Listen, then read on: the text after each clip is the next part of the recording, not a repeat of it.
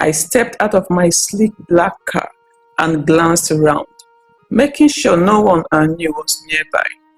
My mother's small withered house stood before me, a stark reminder of where I came from.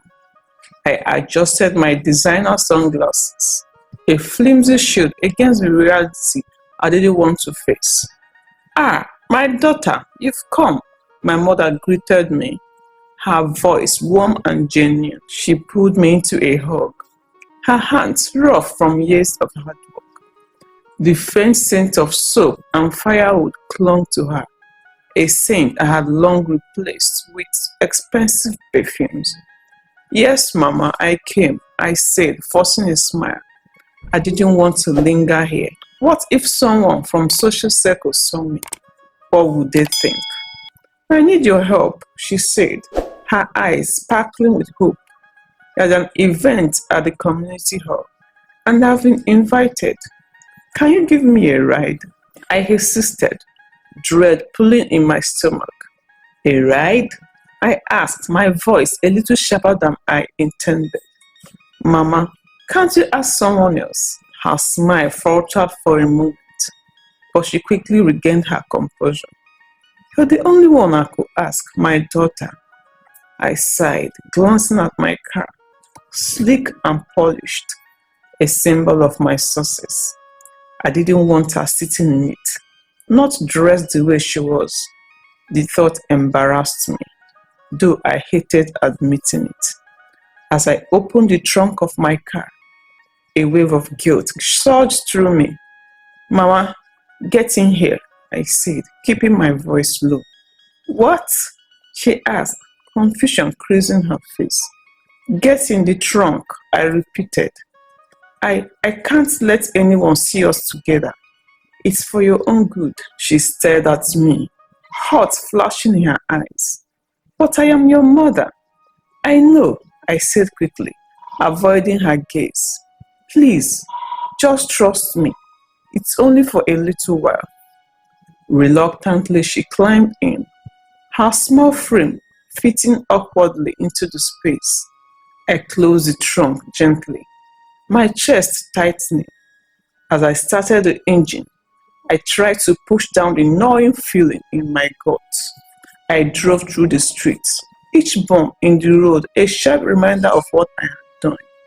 My mother was in the trunk of my car. How had I allowed myself to sink this low?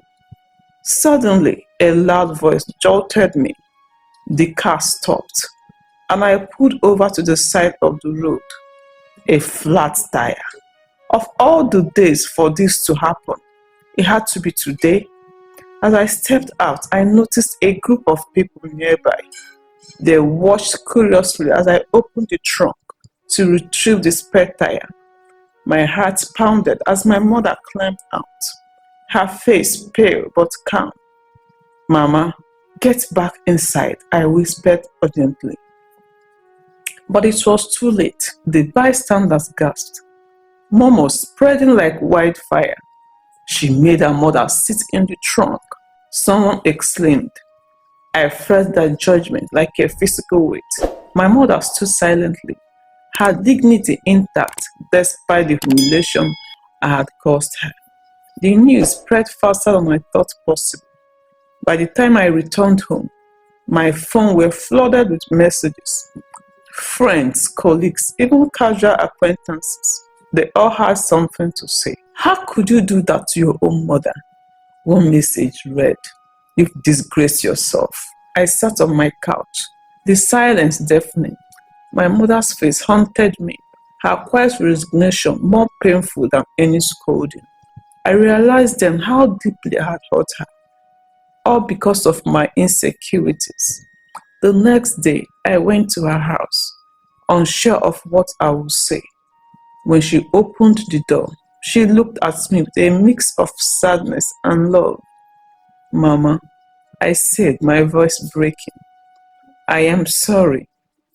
I poured out my heart, telling her how ashamed I was, not of her, but of myself. She listened quietly, her weighted hands resting on my lap. "I forgive you, my daughter," she said softly. But remember, respect for your roots and your family is more valuable than all the riches in the world. Her words struck a chord deep within me. I realized that my success meant nothing without her love and the values she had instilled in me.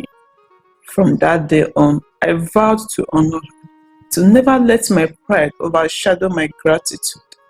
I took her to the community event, proudly walking by her side. The whispers of the crowd didn't matter anymore. All that mattered was her smile and the warmth in her eyes. For the first time in years, I felt free, free from the chain of shame and the weight of societal expectations. And for the first time, I truly understood the meaning of love and respect.